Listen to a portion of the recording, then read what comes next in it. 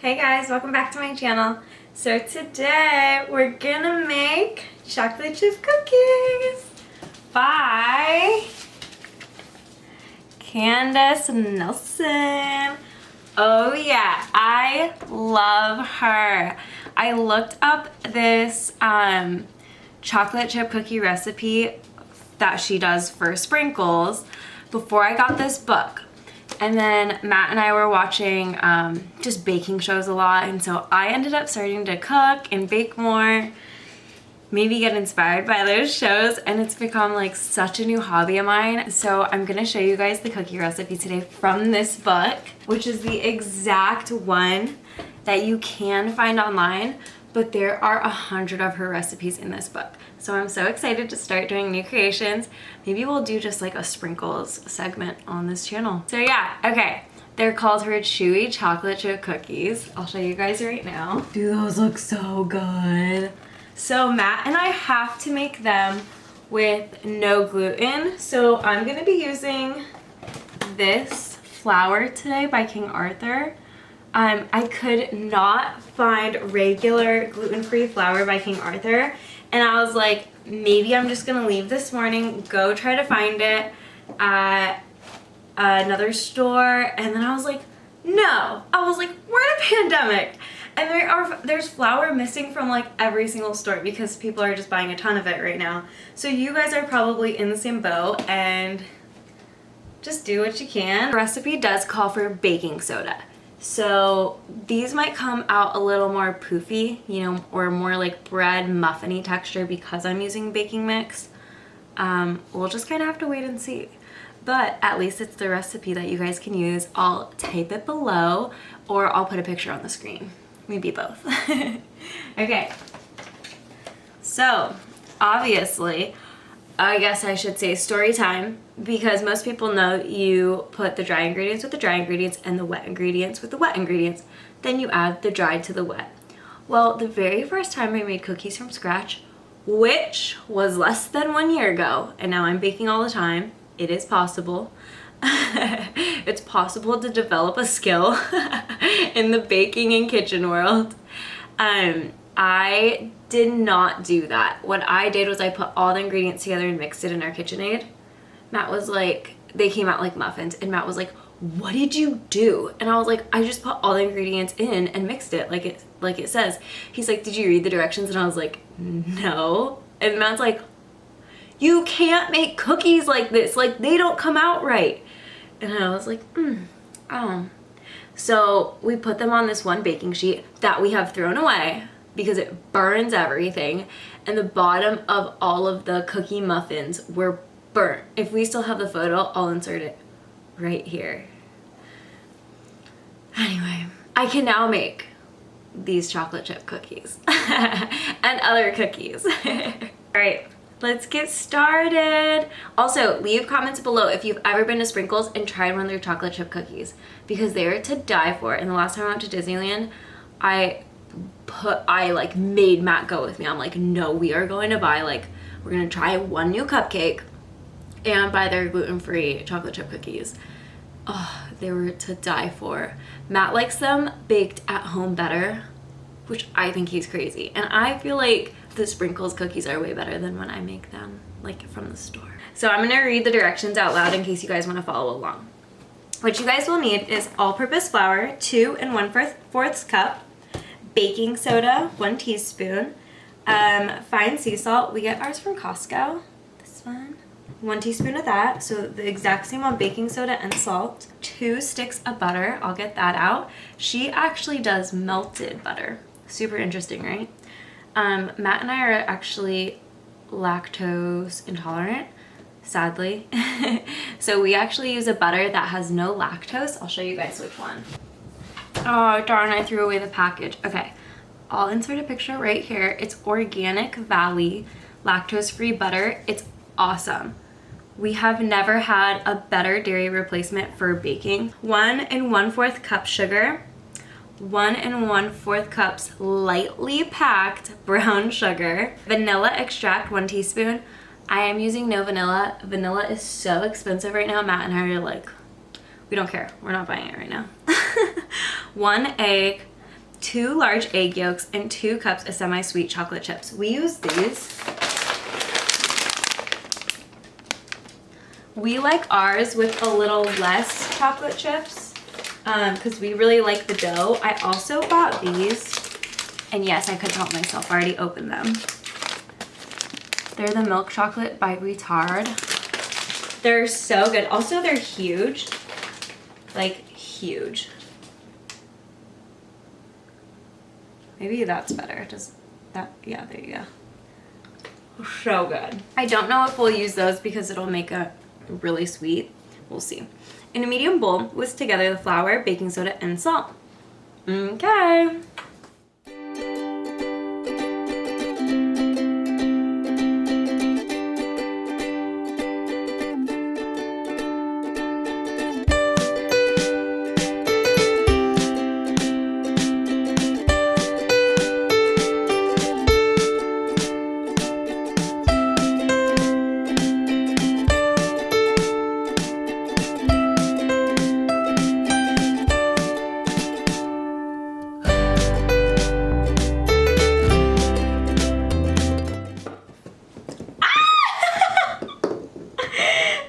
Flour everywhere on me. Does anyone else ever always get flour on their contact? Because always one of my contacts, I have to go clean it after I use flour. Okay, I just mixed all the dry ingredients. So I typically use this to mix because these bowls that we have, actually you can't use metal in them or they leave like marks. I mean, I guess you could. But also you can use it to scrape down the side of your KitchenAid. Candace also has a YouTube video that I'll link down below. She put it up and it does not require you to use a KitchenAid. But her instructions on her website say to use a kitchen mixer. I have noticed a huge difference. They come out really, really well when you use a kitchen mixer. I don't know what it is. If I start sweating, it's because I am getting hot. So I'm gonna read the next ingredients. Let's see. In a bowl of a stand mixer, fit the paddle attachment, beat the butter and sugar on speed until fluffy and smooth for 2 to 3 minutes. So grab your paddle attachment. Okay, let's melt the butter. So she gives specific instructions to use unsalted butter. We don't use that. I wonder if that's why ours come out a little different. Maybe we should try using unsalted butter. Use unsalted butter, people. And then she says melted and still warm, which you want to pay attention to butter in the microwave, which probably most of you guys know. You shouldn't microwave it over like even 30-second increments.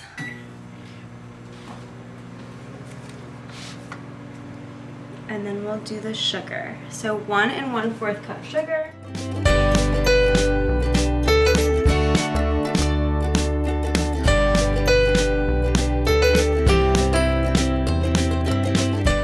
Okay, so I just got done putting all the sugar in. Now I'm gonna check on the butter. It's pretty melted. I'm just gonna stir it. When it's at like that with some butter chunks in it, feel free to stir it. Woo, it'll go a little faster.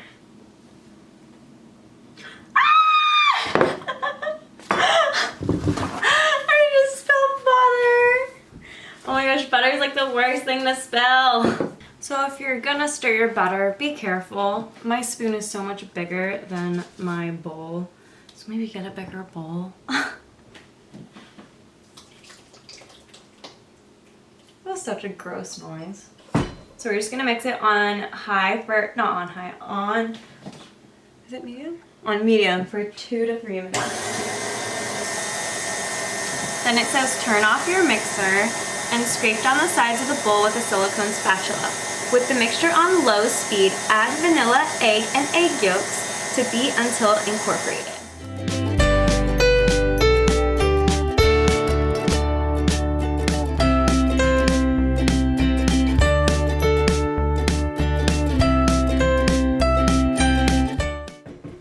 Make sure to add vanilla if you are gonna do it. Right now, obviously I'm just not using vanilla. I'll show you guys what it looks like. It kind of looks like cake mix, to be honest. It's more yellowy than it shows on camera though. By the way, I'm wearing PJs if I forgot to mention, because probably you guys all at home are wearing PJs. So I changed into actual PJs. Okay, let's see. Gradually add the flour mixture and beat until just incorporated, turning the speed up to medium to high or high for a few seconds if necessary to bring the mixture together. Using a silicone spatula, fold in chocolate chips by hand. Pretty important to not mix chocolate chips, though there is some bakers out there that actually do. Something I wanted to mention was dough, especially gluten-free, will get very runny or not cook right. It like will kind of ruin your dough if you do overmix it. We used to not know that, and now we know with all dough.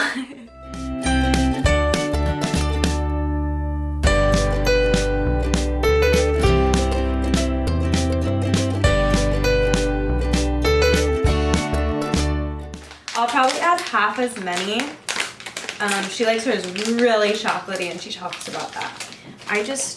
My husband and I both don't.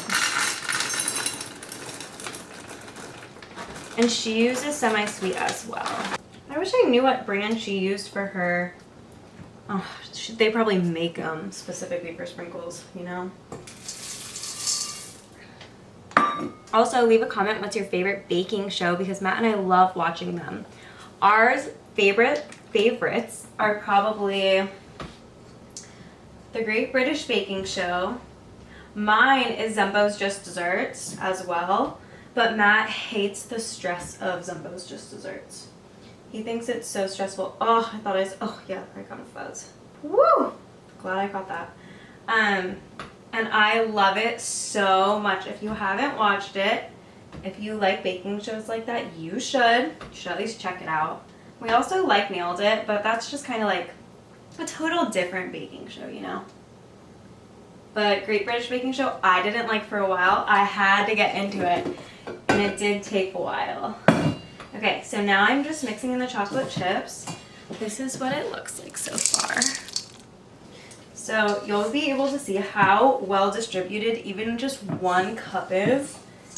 There's still so many chocolate chips. So that's what it looks like. I'm sure it is so good with vanilla, but oh well, still amazing.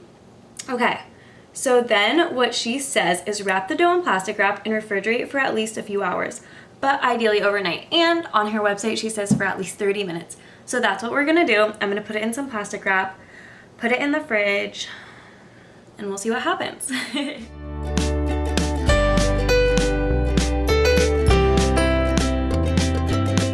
Okay, I'll see you guys in about 30 seconds. Okay, the timer went off and I'm grabbing the dough. It is so much more together.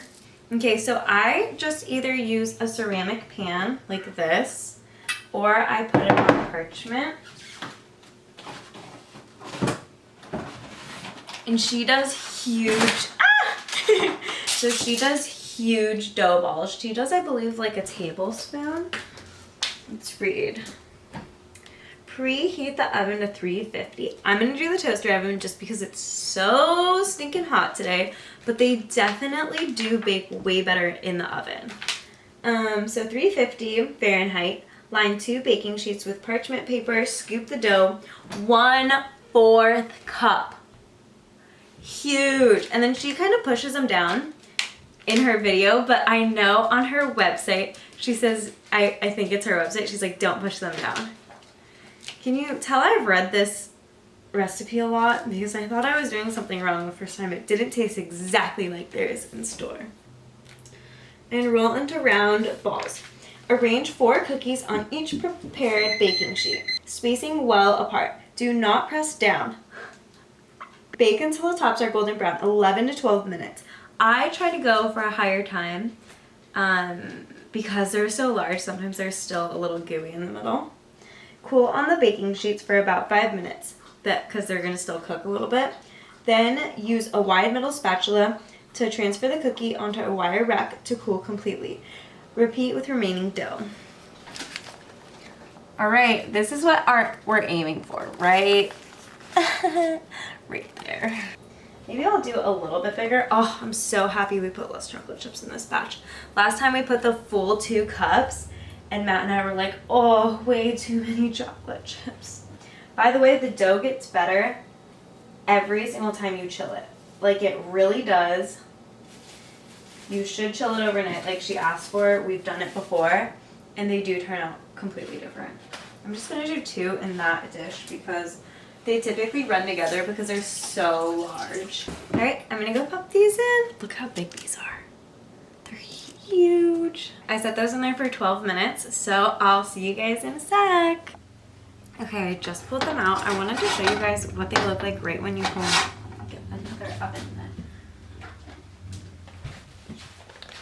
I had to set mine a little, so initially I did 12 minutes, and then I added 2 minutes, and then I added 1 more, and they sat in there a little while after. So I'm gonna keep them on here, of course, for a little bit. Ooh, but they are golden brown now. So I'm gonna wait till these cool for, let's set a timer. And then I'll check back with you guys once they're cooled. They look so good. Oh my gosh. Okay, so I have a little disclaimer.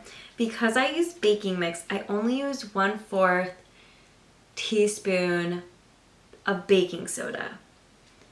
Because we like our cookies kind of flat, and baking soda was already gonna make a rise, and baking powder would have already made them rise. Because typically you don't do baking powder in cookies, you do baking soda. You do baking powder in like breads and stuff like that.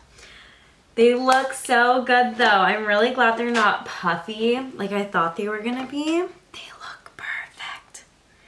So now here's the fun part. We get to test them. Let's put them on the plate first. Oh my gosh. Look how good those look. Ah, so good. Okay, ready? 1, 2. They're still a little warm, but I have to test them.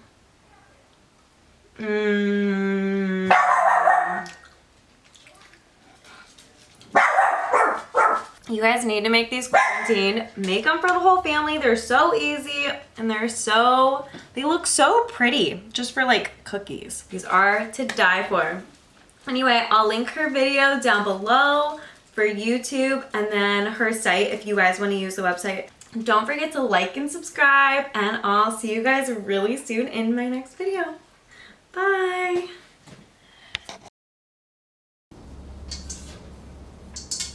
Ah! Stop barking. Hey, I'm trying to film.